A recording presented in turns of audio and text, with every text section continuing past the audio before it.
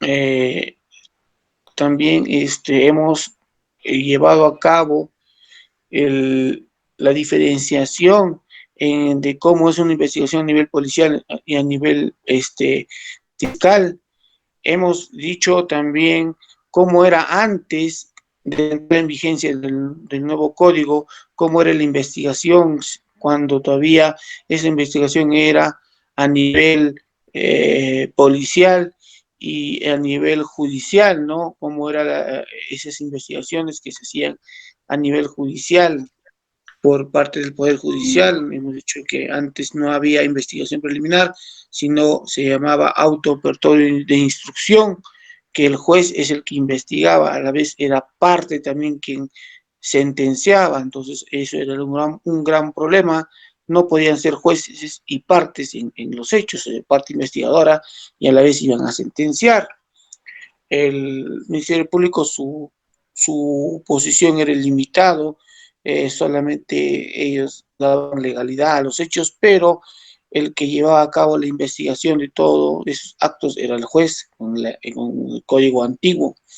Con el código moderno todo eso ha cambiado y se le da ya más funcionamiento y más interpretación al Ministerio Público para que pueda llevar a cabo una buena investigación. Nos hemos quedado, jóvenes, en una investigación preliminar. ¿Qué es la investigación preliminar, no? ¿Cuánto tiempo dura? Eso también lo hemos hablado. Dura 60 días, prorrogables o ampliables, no se dice prorrogables y ampliables a 60 días más. Pero también podríamos ver qué pasaría cuando una investigación existiría complejidad, ¿no? ¿Qué ocurriría si en esta investigación eh, habría, si en esta investigación preliminar habría muchos imputados, muchos procesados? ¿Qué pasaría con esa investigación, no? Entonces, eso también es un, una fuente de problemas para el fiscal cuando en una investigación tiene más de 2 imputados, más de 3 investigados. La norma dice que en 120 días o en 60 días se podría llevar a cabo una buena investigación, ¿no? Más aún que con este nuevo modelo procesal, los medios de prueba que antes lo utilizaban desde la etapa de la investigación policial ya no son tan así como se dice, se llama como elementos de convicción y solamente son medios de prueba los que este, pasan a juicio. ¿Cuál es la diferencia entre un elemento de convicción y que es una prueba? ¿Por qué el fiscal ya dice elementos de convicción y cuando se convierte en prueba, ¿no? Entonces, muchas veces nosotros hemos hablado o nos han dicho en los colegios, en la universidad, tengo los medios probatorios para poder acusarte, tengo los medios probatorios para poder denunciarte, a veces también lo dicen de esa forma, ¿no? Hay medios probatorios para poder denunciarte, hay medios probatorios para poder mandarte a la cárcel, dicen así, pero ya no se habla de eso. ¿Desde cuándo parte los medios probatorios, joven? Esa es una pregunta que tal vez se han hecho muchas veces, porque ya se llaman elementos de convicción y cuando esos elementos de convicción se llaman pruebas, ¿no? La verdad, jóvenes, eso también era un problema muy grande cuando entró en vigencia el nuevo código a nivel del Perú. No sé qué pasa, no está aceptando la grabación. Pero bueno, vamos a continuar. Era un gran problema, porque yo me acuerdo que el año 2012, cuando empecé a trabajar con el nuevo código, yo ya estoy trabajando con el nuevo código desde el año 2012, que me fui a trabajar a Pucallpa, y justo en una audiencia escuché hablar a un fiscal en audiencia, tengo los medios probatorios para pedir la prisión preventiva. Ahí el juez le rectifica y le dice que no son medios probatorios, son elementos de convicción. Y ahí me hice la pregunta, ¿cuál es la diferencia entre elementos de convicción y medios probatorios? ¿Por qué cambiaron de esa forma?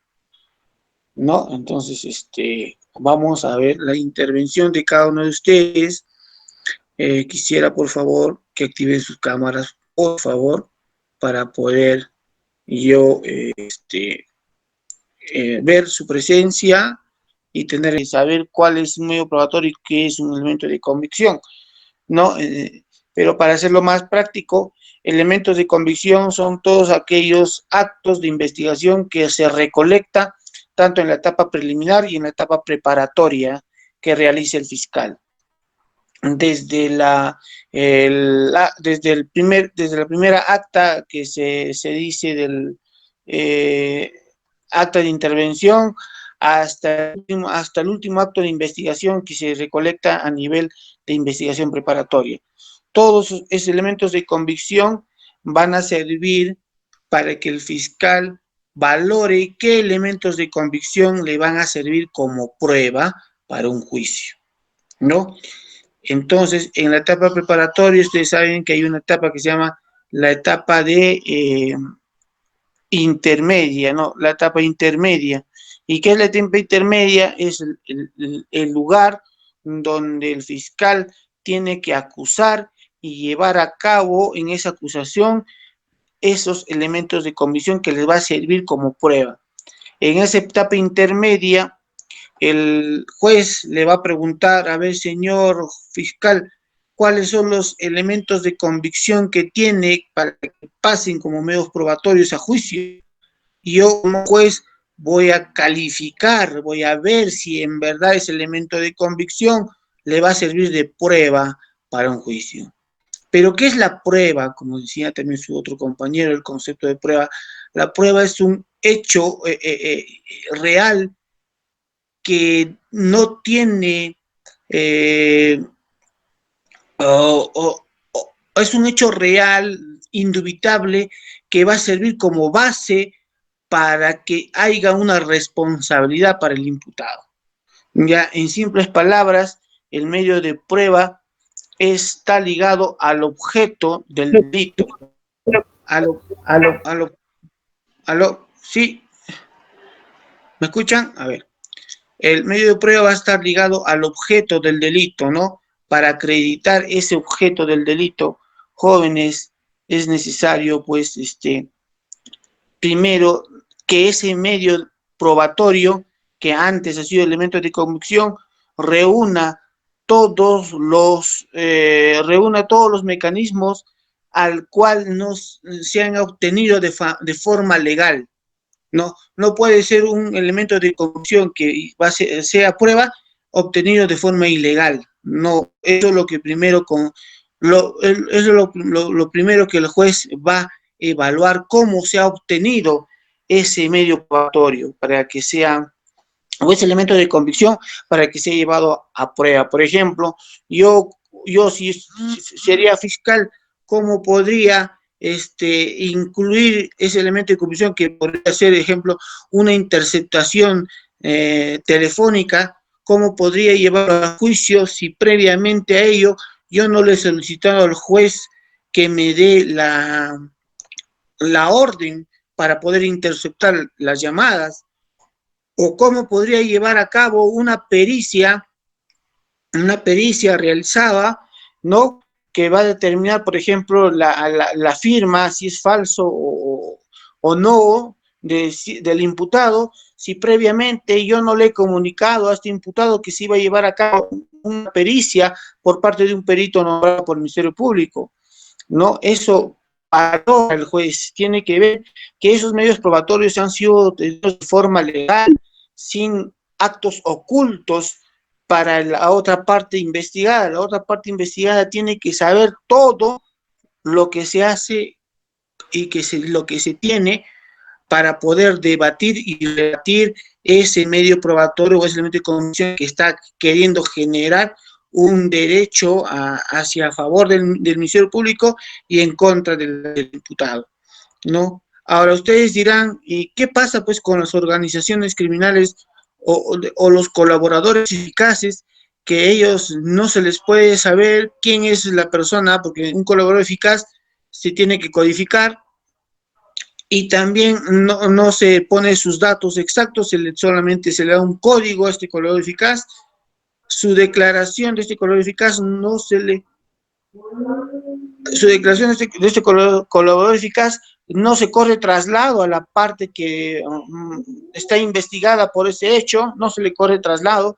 ¿Por qué? Porque este colaborador eficaz va a detallar y hablar cosas que van a perjudicar, pero no quiere decir que su palabra ya es una prueba, ¿no? O un elemento, es solamente un elemento de convicción. La norma bien clara dice, el colaborador eficaz, sus hechos tienen que ser corroborados y recién va a ir como medio probatorio cuando, por ejemplo, ese colaborador eficaz diga, yo sé que fulano de tal tiene ocultado en tal lugar 50 kilogramos de droga, ¿no? Entonces la policía, al mando del fiscal, corroboran ese hecho y van a ese lugar y en verdad logran incautar esos 50 kilogramos de droga. Entonces ahí existe la corroboración. Hay muchos colaboradores eficaces que dicen, no, yo sé que tal persona se dedica a tal cosa, pero no lo corrobora, no es corroborado. Eso recién se pasa como elemento de comisión para que sea prueba, ¿no? Ya más adelante vamos a hablar sobre cómo es una organización criminal y cuál es la diferenciación de una organización criminal con una banda criminal. Poco a poco vamos avanzando. Estamos en la investigación preliminar. Para pasar la investigación preliminar, jóvenes, tenemos que, como hemos dicho, se complejiza. ¿Qué pasaría si el fiscal tiene más imputados y más actos de investigación? ¿O qué pasaría si yo o cualquier persona como fiscal está investigando, tiene 60 días de investigación y amplía 60 más, son 120 días, y justo faltando 5 días para que termine la investigación preliminar, encuentra más indicios de ese hecho a otras personas y más delitos también que pueden ser incurridos en esa investigación. Empieza con un robo, pero también ese robo, aparte de ese robo, también aparece un delito, por ejemplo, de secuestro, y también aparece otro delito de falsificación en esa misma investigación, pero solamente falta 5 días para acabar. ¿Qué haría el fiscal en esos hechos? El código da solución a eso y dice, se puede complejizar la investigación. Y cuando se complejiza la investigación, ya esto no dura 60 días o 120 días, dura 8 meses, como dice la norma. Dura 8 meses un caso complejo. Pero existen requisitos para complejizar una investigación. Uno de ellos que tenga que haber pluralidad de imputados, otra de ellas tiene que ser una pluralidad de delitos y otras aquellas diligencias que nos van a llevar tiempo y forma de cómo obtenerlos.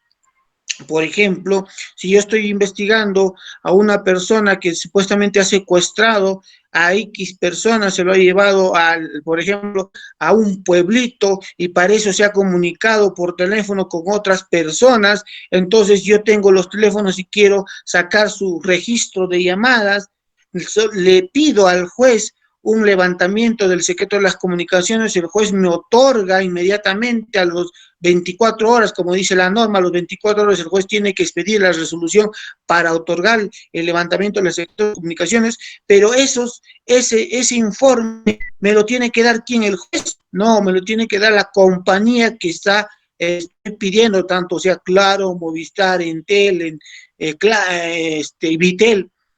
Pero esas compañías, ¿dónde tienen sus sedes? En Lima, pues, porque pueden tener sucursales en las provincias y distritos, pero esas sucursales no te dan esa información porque todo su centro de operación lo tienen en Lima. Entonces el fiscal tiene que mandar el oficio a Lima y en Lima es un centro donde todos los oficios de todas las investigaciones de todas las fiscalías del Perú llega ahí y demora 3, 4, 5 meses en que te mande la información.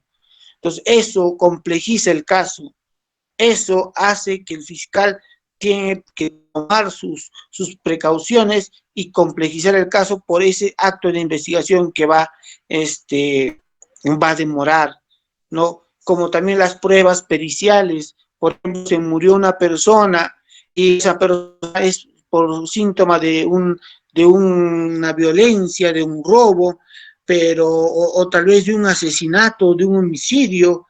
Entonces tienen que sacar muestras en la necropsia y esas muestras no tienen los laboratorios en las fiscalías a nivel provincia, no tienen unos laboratorios completos, tienen que mandar a Lima también, y Lima tienen que ver esa, esa muestra para ver cuál es la causa de la muerte de ese cadáver, tal vez ha sido asesinado, todo lo demás, y esto también demora, jóvenes. Por ejemplo, yo tenía un caso el año pasado, que es desde el 2017, donde una chica que vive en un distrito aquí en Huancayo que se llama San Jerónimo de Tunán, un día apareció muerta con signos de tortura en la sequía del pueblo, del distrito de San Jerónimo de Tunán.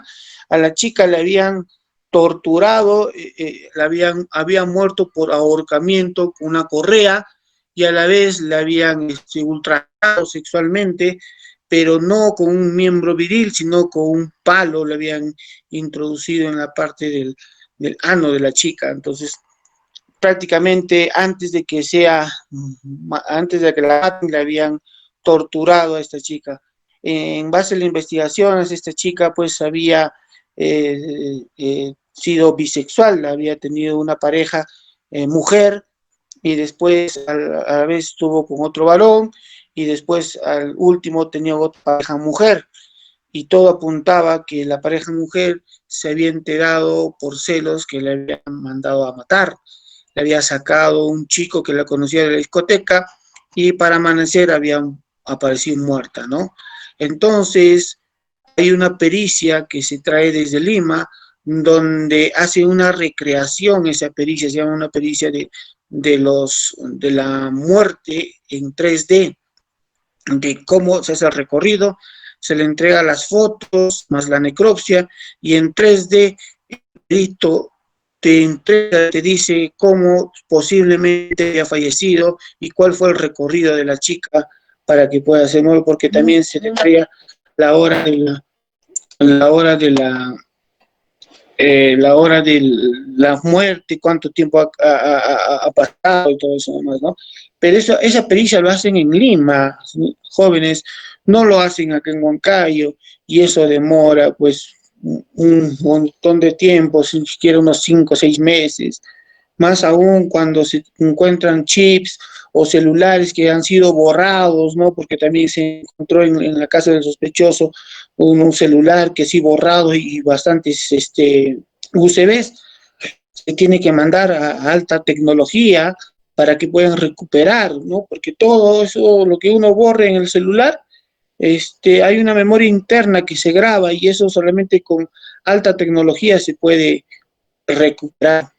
O sea, no se borra completamente, por eso muchas veces dicen que aquellas personas que mandan algunos fotos, videos por el internet, por WhatsApp, todo está grabado en la memoria, ¿no? Todo se graba y a veces con alta tecnología lo sacan y lo ven, ¿no? Entonces, todo eso va a Lima, eso va a Lima y demora, jóvenes, ¿no? Entonces, eso ayuda a que el caso se complejice. ¿Ya?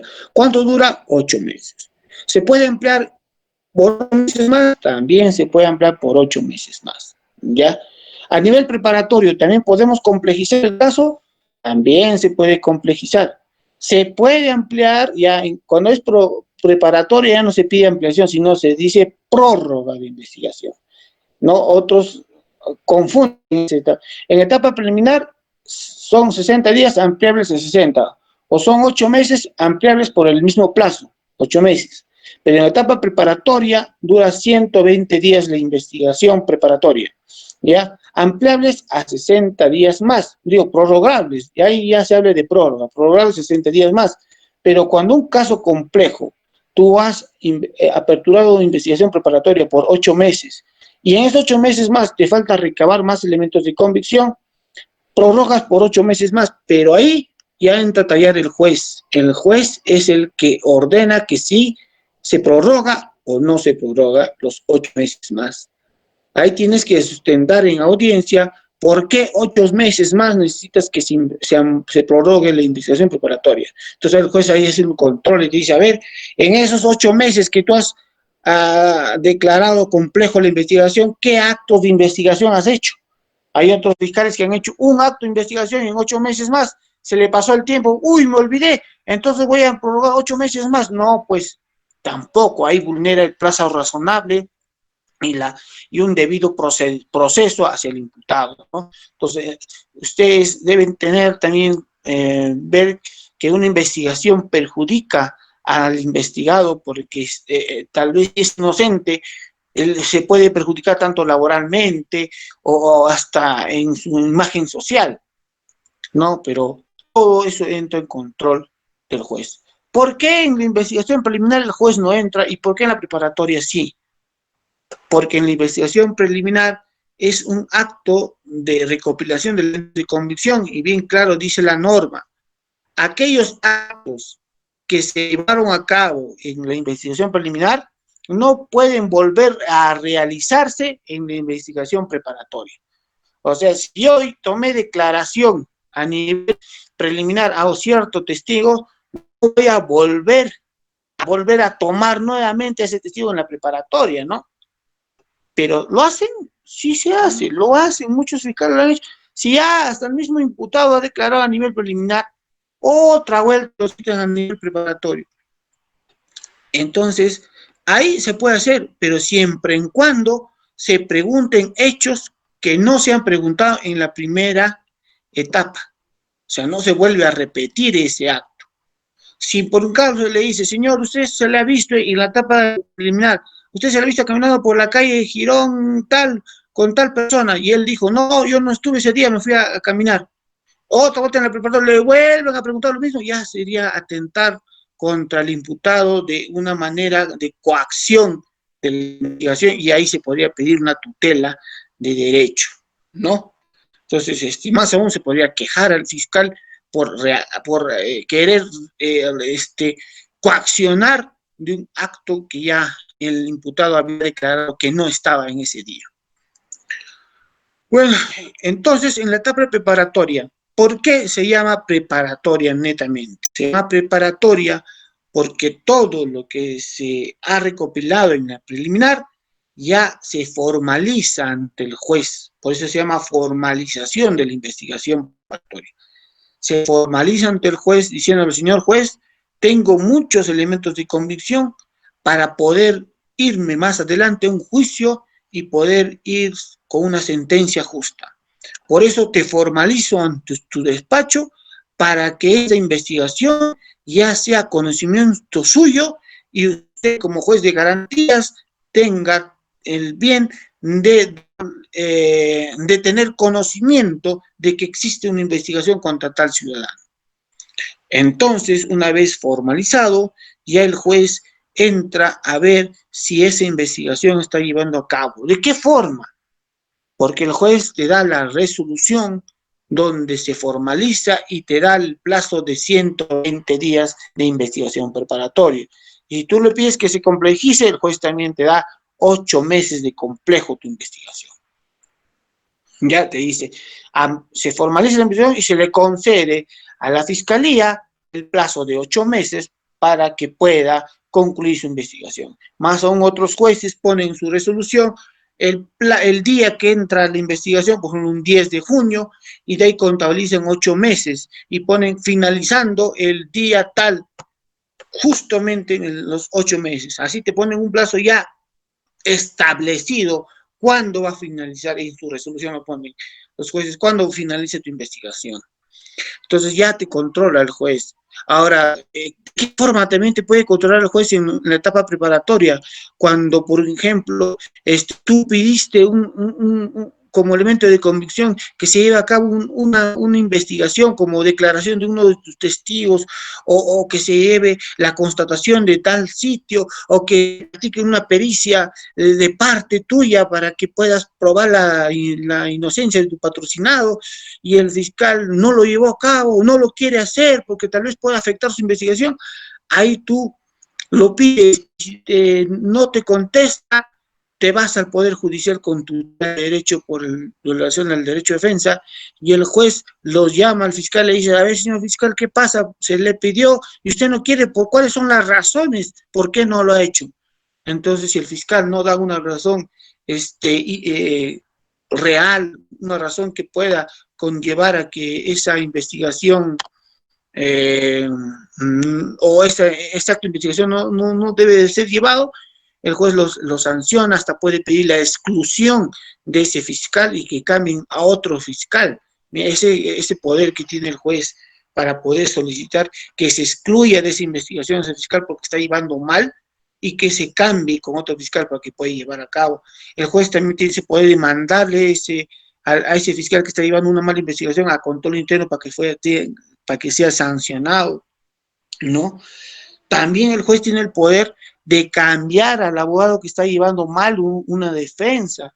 Le comunica, tiene la potestad también de sancionar al abogado que tal vez maliciosamente presenta escritos para contarle dilatar una investigación sin mayor sustento legal, ¿no? El juez tiene la facultad de que cuando el fiscal se haya pasado el plazo determinado de los 8 meses o de los 120 días, el juez le diga, señor fiscal, ya pasó el plazo, tiene 10 días para que se pronuncie, ¿no? Entonces, ahí entra a tallar el juez de investigación preparatoria. Pasando a la investigación preparatoria, jóvenes, pasamos a la etapa intermedia. ¿Qué es la etapa intermedia? La etapa donde se puede acusar y eso se puede sobreseer el caso. Solamente ahí, esos son los dos actos. Acuso o sobreseo, ¿no? ¿Y qué es sobreseer?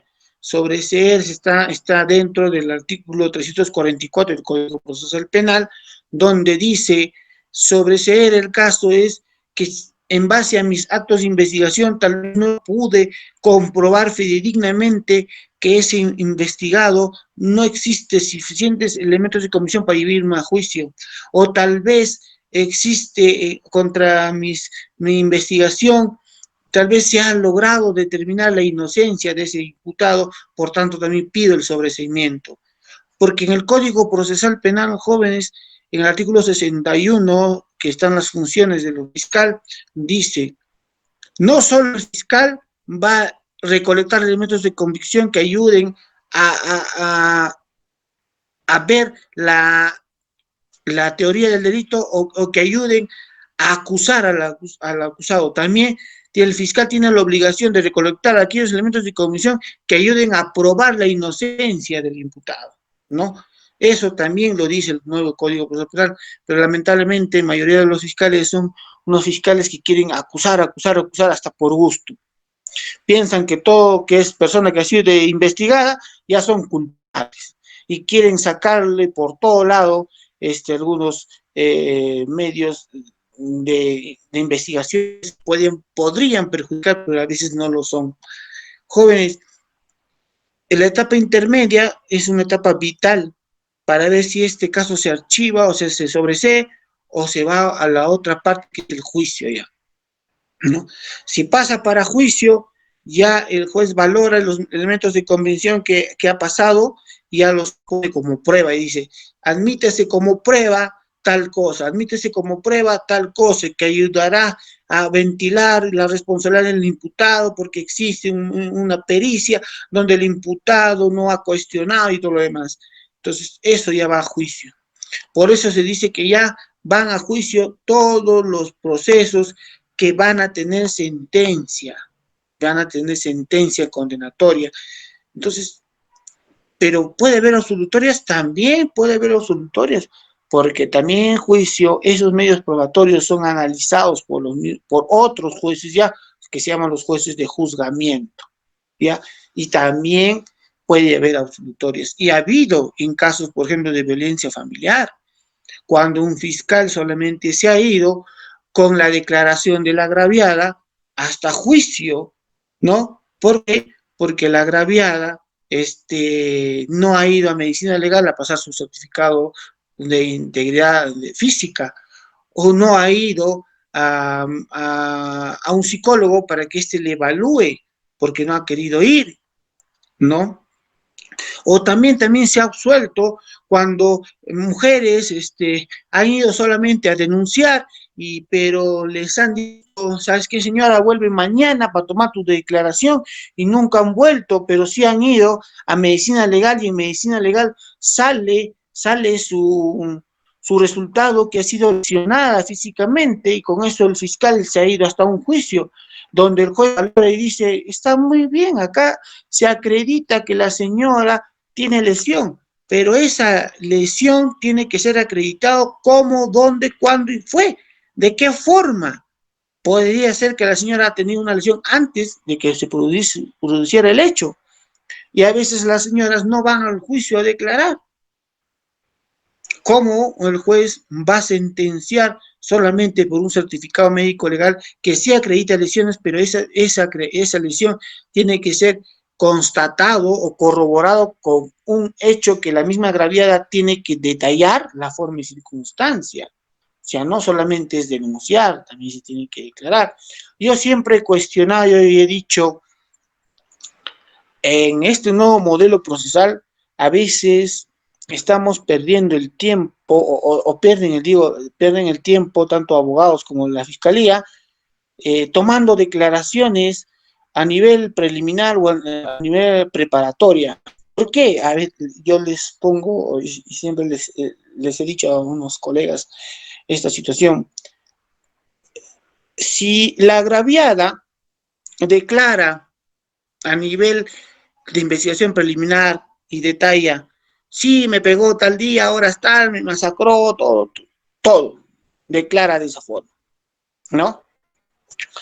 A nivel preparatorio también declara de la misma forma, incluso aumenta un poco más, ¿no? Algo que se había olvidado en ese momento. Cuando pasas a juicio, cuando se pasa a juicio, los jueces quieren que la agraviada esté presente en el día de la audiencia para que ella declare por el principio de inmediación. Los jueces quieren que la agraviada les detalle a ellos y les diga cómo ha pasado. Ellos quieren escucharla, así en vivo y en directo, para que ellos también interroguen. Y cuando un día conversé con un juez y le dije, doctor, pero no le basta la declaración, a nivel fiscal ya se tuvo la declaración, estuvo presente ahí el fiscal y corroboró que estaba diciendo la verdad. A nivel preparatorio también aumentó un poco más porque se había olvidado otras cosas, pero a nivel de juicio no puede estar, la señora no quiere venir ya porque tiene pánico, no quiere. Y el juez dice, ¿a mí qué garantía me da que lo que ha declarado está igualito en su papel? ¿No? Porque uno cuando declara, y a veces el fiscal, por ejemplo, le dice, señorita, usted ese día que estaba haciendo, bueno, ese día yo, ¿cuándo? Ese día, no, fue otro día. Entonces el fiscal, no, pues ese día cuando le pegaron. Entonces ahí ya está entrando a tallar preguntas inducidas. Ah, ya, cuando me pegaron, sí, ese día me pegaron, tal día. Entonces, eso no va a estar constado en papel, pero no va a decir que se cayó la agraviada, guardó silencio, después respondió, o a veces cuando se está tomando declaración, el fiscal le pregunta, señorita, pero usted dijo que en ese momento se fue a otro lugar, ahora dice que está en tal sitio, y el abogado se mete y dice, no entendió la pregunta, entiende bien la pregunta, el fiscal te está diciendo, ese día justamente cuando te pegaron, ¿qué hiciste tú? Y ahí la señora reacciona y dice, no, sí. Entonces ya ahí está viéndose que están siendo inducidas a una respuesta. En cambio, a nivel judicial, nadie se mete. No, el fiscal no va a decirle, no, señorita, entiende bien. El abogado de la otra parte tampoco no le va a decir, no, señorita. Ahí el juez le pregunta preguntas concretas y ella tiene que responder correctamente. Y eso quieren ver los jueces. Y ha habido casos que no han ido a declarar en juicio y los han absuelto, ¿no? Eso es. Entonces, por eso digo, ¿para qué entonces se toma declaraciones si el juez quiere que la agraviada declare en juicio mismo? Entonces, mejor recolectamos los otros elementos de comisión y yo lo ofrezco como medio probatorio, como elemento de comisión, su declaración de la agraviada a nivel judicial, ¿no? Es como decir también a nivel judicial, cuando tú ofreces un perito, y esto es lo que a veces muchos fiscales cometen esos errores, ofrecen la pericia documental y al perito mismo, los dos. Y los jueces ya lo saben y lo tienen bien claro y dicen, señor fiscal, si usted va a ofrecer como documento, solamente ofrece como documento, pero ya no está ofreciendo el perito. Si usted va a ofrecer con el perito, ya ahí, de manera indirecta, ya entra ese documento porque el perito mismo lo va a explicar. Entonces, a veces ofrecen, hasta otros fiscales ofrecen informes policiales. Esos informes policiales no son elementos de comisión y tampoco van a ser medios probatorios porque solamente dan un relato de todo lo que se ha hecho en la investigación. ¿Ya? Entonces, esa es la diferencia cuando uno va a ir a juicio de qué elementos de convicción van a ser pruebas en juicio. Ya. Bueno, jóvenes, hasta ahí hemos hecho un repaso fugaz y rápido. Pasamos con la investigación preparatoria, pasamos a la etapa intermedia y ahí vamos al juicio, ¿no? Más aún, en este juicio tiene que ser rápido. Los plazos en este juicio el juez no puede decir, bueno, empieza un 15 de junio y se lleva a cabo la audiencia todo el día, pero falta más medios probatorios a actuar y lo postergo de acá a 2 meses. No lo puede hacer. La norma dice en lapso de 8 días. Antes de los 8 días tienen que volver a fijar nueva audiencia, o si no el juicio se quiebra. ¿Qué quiere decir que se quiebra? Que ya no vale. Si se fija en el 9.º día se fija audiencia, tal vez por equivocación de su calendario. En esos 9 días se presenta una tutela, el proceso se quiebra y volvemos a foco cero nuevamente. Empezamos con los alegatos de apertura. ¿Ya? ¿Y qué es el alegato de apertura, jóvenes? ¿Ustedes alguna vez yo les he mandado el video de Cantinflas donde el fiscal hace su alegato, ¿no? El alegato de apertura es detallar, o sea, muchos abogados, y también he visto fiscales, que alegatos de apertura, empiezan a leer su acusación. Otros abogados empiezan a decir, mi patrocinio, de frente ya, que los medios probatorios, alegato de apertura es narrar de modo sucinta los hechos, nada más, sucinta los hechos.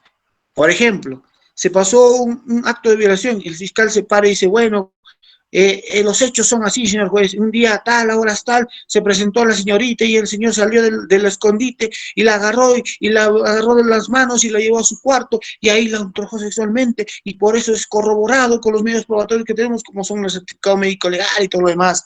Pero eso lo tienes de manera sucinta, de manera sucinta. Cuando el caso ya es complejizado, se pueden ayudar con medios técnicos, puedes llevar tu UCB y puedes narrar al fiscal y hacerle ver cómo han actuado toda esa situación, ¿no? Alegatos de apertura de la fiscalía, alegatos de apertura del imputado. Después que viene de ese juicio oral, viene los derechos, los informes que le da el juez hacia el imputado y dice, usted tiene el derecho, señor imputado, de si usted se declara culpable en este acto, se reduce 1/7 de la pena. Se llama la conclusión anticipada. Entonces tiene ese beneficio de que nosotros le reduzcamos 1/7 de la pena y se termina todo el proceso porque usted ya escuchó los hechos del fiscal que le imputan, los medios probatorios que tiene y usted es libre de poder aceptar o no. Y le dice, usted es culpable, se considera culpable o inocente. Entonces ahí el imputado lo piensa y dice, no, inocente. Entonces continúan con el proceso. Entonces ahí ya empieza con la primera declaración que es del imputado. Primero el que declara es el imputado. Y al imputado ahí le preguntan, le dice, señor imputado, usted tiene el derecho de declarar cuando usted lo considere. Si usted quiere declarar ahora, puede declarar. Si no va a declarar, lo puede hacer en cualquier etapa del juicio. Entonces el imputado conversa con su abogado y si el abogado le dice, no, no declares, mantente tu derecho al silencio, le dice, no voy a declarar, y no declara, entonces ya pasa con la parte grave. Las diligencias primero son de valoración de medios probatorios, son las primeras diligencias de declaraciones.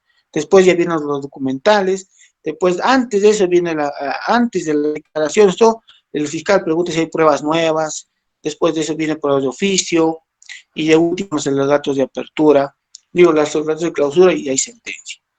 Pues, jóvenes, he tratado de un poco resumir todo el mecanismo del nuevo modelo procesal penal, es bastante para poder explayarse, pero en base a eso ya tal vez van a tener una idea de cómo vamos a empezar con los delitos de lavado de activos y cuando ya les pregunte, por ejemplo, con el delito de secuestro, hagamos una práctica para ese hecho, ustedes me tienen que narrar ya el plazo establecido, cuánto como fiscal van a dar un plazo, si lo declaran complejo o no lo declaran complejo. No quiero que me pongan normas todavía porque no manejan el nuevo Código Procesal Penal, pero ya hay conceptos básicos para que ustedes lo complejicen o no lo complejicen, ¿no?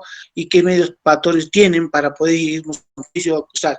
Y de paso de ahí, ya que en normas podemos basarnos en lavado de activos y si debe ser investigado por lavado de activos o no, o solamente por el delito, por ejemplo, contra la administración pública o solamente con el delito contra el tráfico, ¿no? Entonces, ahí en base a eso ya vamos a ver, porque ustedes saben bien y hemos hablado y la misma ley dice que para tener un delito de lavado de activos tiene que haber delitos precedentes, ¿no? Antes del hecho. Ahora, ¿esos delitos tienen que ser probados? No, necesariamente para investigar no, pero para irnos en juicio sí, tenemos que probar, ¿no? Se tiene que probar. Hay casaciones que dicen que no es necesario probar, pero tiene que haber una prueba indiciaria y razonable que acreditarse en que sí está cometiéndose ese delito, ¿no?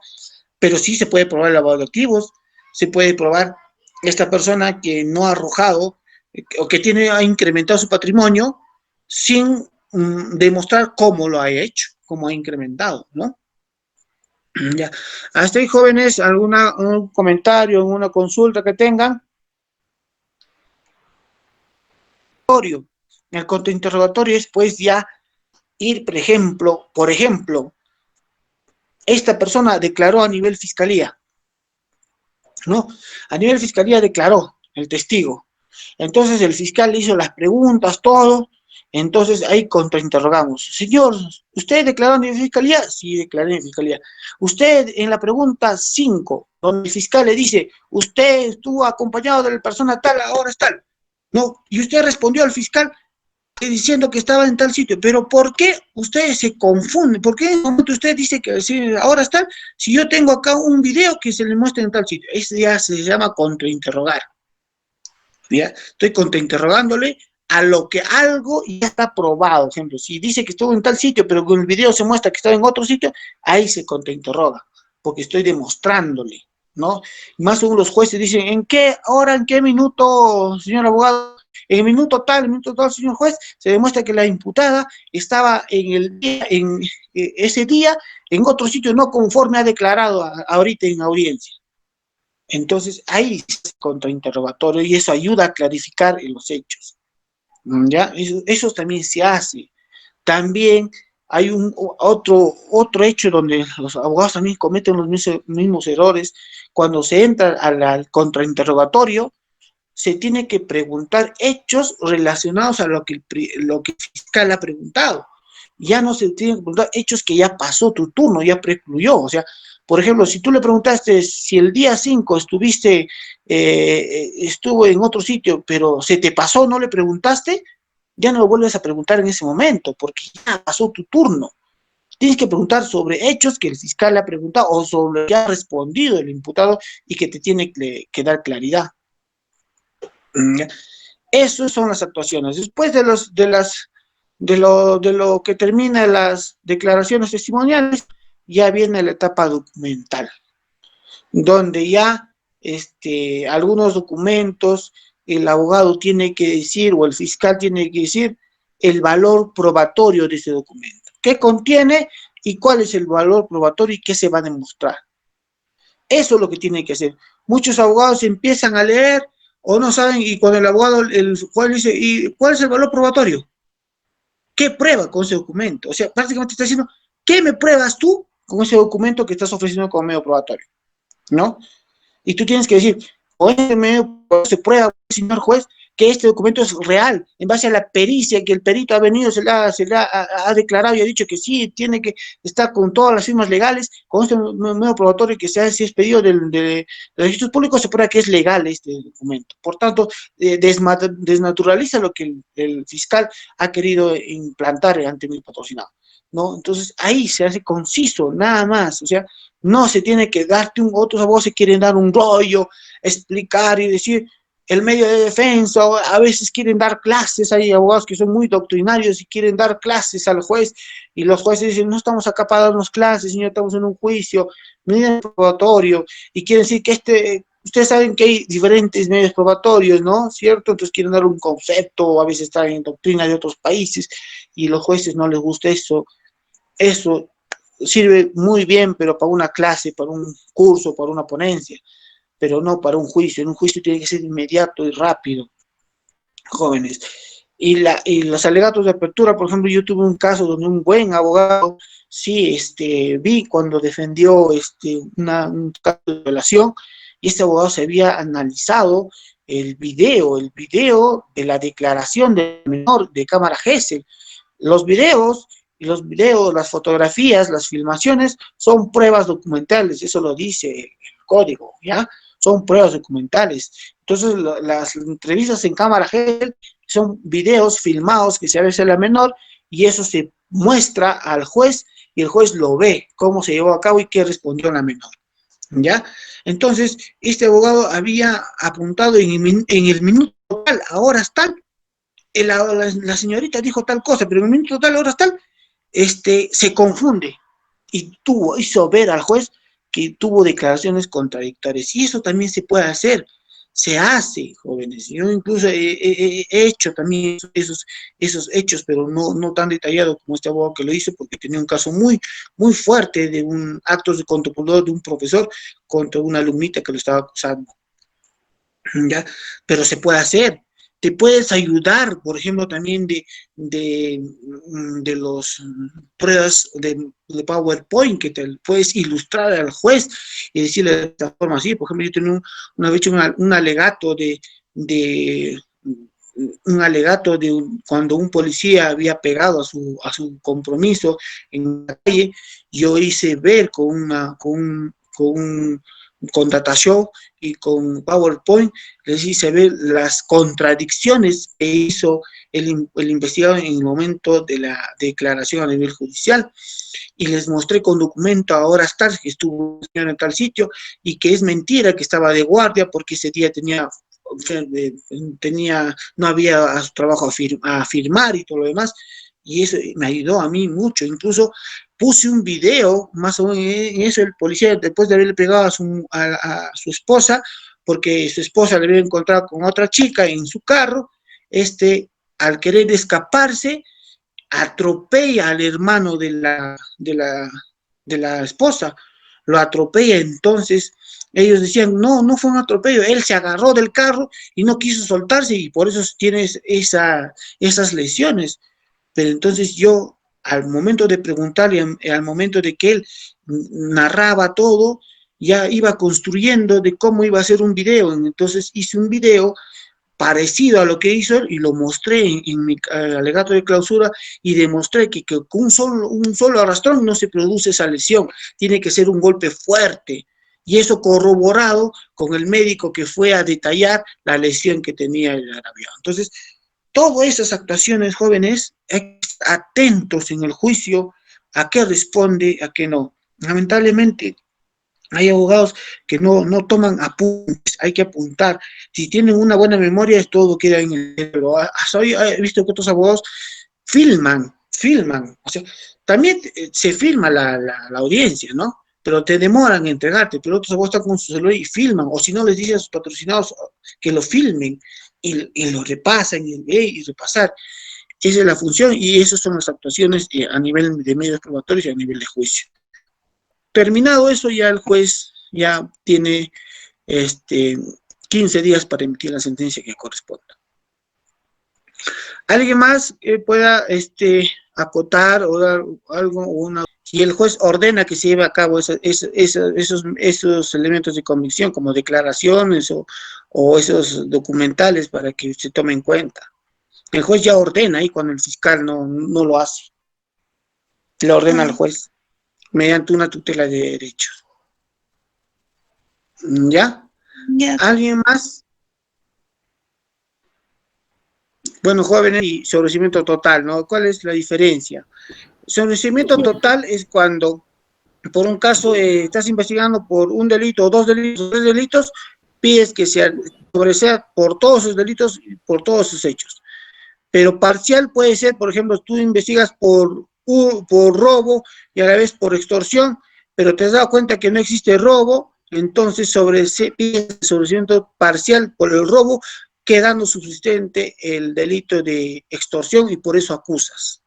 Eso se llama sobreseimiento parcial. Parcialmente sobreseas un delito, un hecho, pero por el otro sí tienes elementos de convicción para irte a juicio y acusas, ¿no? Eso se llama un requerimiento mixto.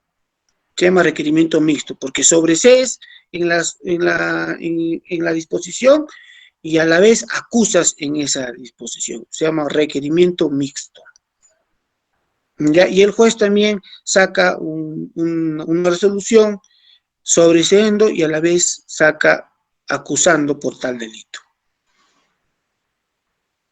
¿Alguien más quiere contribuir jóvenes o algo que quieran o que tengan en duda?